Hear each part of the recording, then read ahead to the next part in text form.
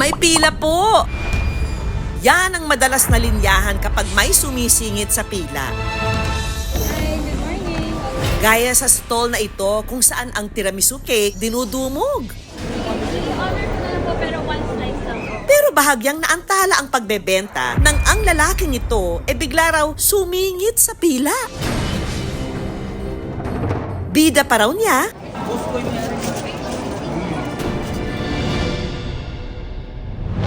One biscoff. Alright. Business as usual daw para kay Chef Kim nung araw na yon. Hindi na nga raw niya inakala na dadagsain ng mga customer ang kanyang specialty na tiramisu cake. Ay, ma'am, sorry. You're pregnant po? May alcohol po yung gusto namin. We started going viral since May of this year. And surprisingly, on that day, na-sold out kami kagad nung umaga. So we had to schedule a restock noong 6 o'clock. And then pagdating namin, sobrang haba na nung pila. And we were really surprised. Maayos naman daw sana ang pagtitinda. Pero nagkaroon lang ng aberya nang ang isang lalaki nagpumilit na mauna sa pila. Actually, hindi siya yung first na nag-request na sumingit. So may iba talagang they were throwing their money na talaga na pwede pasingitin mo na ako. Dahilan ng lalaki, nagmamadali raw siya. Kung susunod kasi siya sa pila, posible siyang abutin ng 45 minutes hanggang 1 oras. Sabi talaga namin, we have to honor yung pumila. And siya, pinilit niya talaga. Pero nang sinabihang sumunod sa pila, dito na raw siya nagsabi na isa siyang person with disability o PWD. Nahiya naman kami. There were like over almost 100 people who lined up that day. So kaya para nakakahiya na magpasingit. Because if magpasingit kami, baka biglang magsunod-sunod na lahat, biglang sabihin, Senior PWD.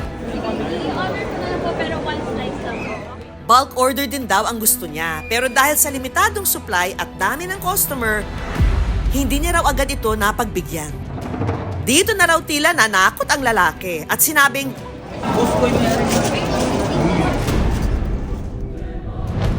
nanakot pa ito na ipakukulong niya si Chef Kim dahil hindi raw nito kinilala ang karapatan niya bilang PWD. I didn't know na may ganun palang possibility na pwede palang may nakukulong pala pag hindi in-honor ang pagpapauna sa pila. Pero matapos mapagbigyan ni Chef Kim ang lalaki, Sana, yung mga rude customer, maiwasan din nila na maging ganun ka-entitled, masyadong bossy, kasi pare-parehas lang naman tayong ginagawa natin yung trabaho natin. wala naman daw kaso kay Chef Kim na magbigay ng prioridad sa piling customers. Basta't may valid reason at iparating ito sa kanila sa maayos na paraan. Thank you so much po. Sa ganitong senaryo, ang gagawa natin ng eksperimento ngayong Sabado. Ang kasabot nating si Alex, magkukunwaring sisingit sa pila sa isang karinderya. Ang kasabot naman nating si Riza, ang pupuna sa kanyang ginawa. Ano kaya ang magiging reaksyon ng tindera sa pagsingit niya? Aktingan na! Sa kahabaan ng pila, Mamadali ako. Ano ka? Ako nagmamadali ko. Nauna nga ako, ganina pa nga ako rito. Kuya, kanina ka pa nga bumibili. Kaya nga nun, kung kailan ako bumili, saka ka naman bumili. ang tindera napatingin na sa dalawa. Ang sagot ng tindera, hindi namin inasahan. Ang target, pinayagang sumingit ang ating kasabwat. Bakit naman kaya? Ano lang ma'am, nagugulat at ganun sila. Medyo mainit po yung ulo ni ma'am. Ano pa, kaya na pa na lang po sir kasi hindi pa naman siya makapag-design ng utak.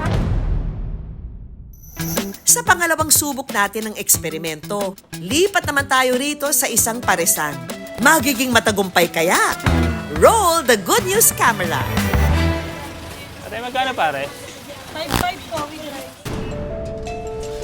Kuya, bila ka muna. Hindi, nagmamadali kasi ako. Break time Parang-paras na nga mo. na po tayo nagmamadali. Kaya nga, kanina ka pa dyan eh, hindi mo. Habang tuloy ang bangayan ng dalawa, ang tindera bigla na lang Kaya nga, Ito, sinasabay ko na para. kaganina ka pa nandyan. Kanina pa nga napapansin ko si ate sinasabi inuutay niya yung mga nauna. Yung isingit pa bigla.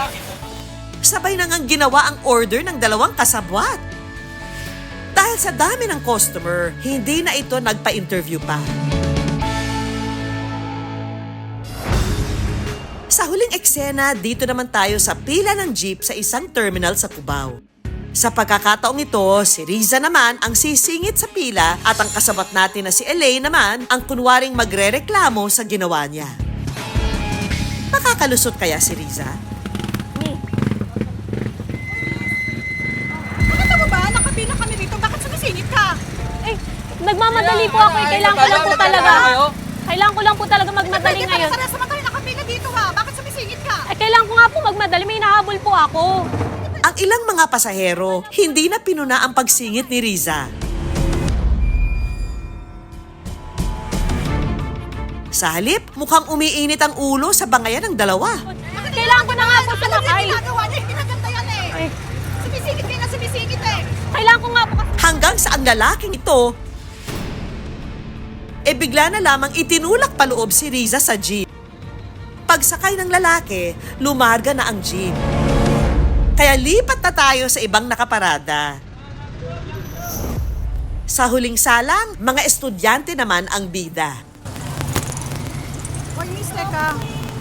Hindi mo ba nakikita? Nakapila kami rito. Sorry po ate, nagmamadali lang po kasi Nagmamadali talaga ako. rin naman Kailangan ko ako, lang po. ah. May appointment lang po ang kailangan puntahan. Nakapila oh. Maya-maya pa, ang estudyanteng ito nakisali na sa usapan. Masyado naman kayo eh. Simple ano lang eh. Ang target, piniling intindihin ang sitwasyon ng kasabwat. po kasi nagsisigawan at nag-trigger na sila parehas eh. Kaya pinasingit ko na lang siya dito para maiwasan din yung init ng ulo. Nagulat lang po talaga ako kasi kala ko una po kasi pumila si ate kasi kasunod po namin siya. So ina-expect ko po na totoo naman pong dapat na magalit siya pero baka valid din naman po yung reason ni ate kasi sabi niya nagmamadali daw po siya. So di na po ako nakialam, nagtago na lang po. Salamat sa iyong malasakit ha, kapuso! Ayon sa eksperto, may dahilan kung bakit may mga taong mas maiksi ang pasensya. Maraming factors ang reason for this. Maaring number one is yung upbringing. Nakikita siguro nila from the home, sa kanilang mga people around them na mainipin. So, parang nakukuha din nila yung gano'n na trait or pag-uugali. Another siguro, kaya sila mainipin is because of anxiety. Pag anxious kasi isang individual, maaring gusto nila makuha kaagad, no? Kasi hindi sila mapakali, marami silang iniisip, marami silang gustong gawin. Pero ang pagsingit, lalo na kung walang wastong rason, hindi raw sagot para makaiwas sa mahabang paghihintay. Habang naghihintay sila, pwede nilang i-distract ang kanilang sarili. So, pwede silang, halimbawa, deep breaths na inhale, exhale, para mas kumalma sila. Another is focus sila sa ibang bagay. Like for example, makinig muna sila sa music para makalma ang kanilang sarili. Or talk to someone para hindi nila mapansin no, na ang time pala medyo matagal na kung meron silang nakakausap. Kung may hindi naman maiiwasan, iparating na lang daw ang request na mauna sa pila sa marespetong paraan. Tandaan mga kapuso, ang bawat salitang lumalabas sa ating bibig at bawat kilos na ginawa natin, may kaakibat na responsibilidad at dapat pag-isipang mabuti para ang pakikisalamuha sa kapwa Thank you so much po. smooth lang.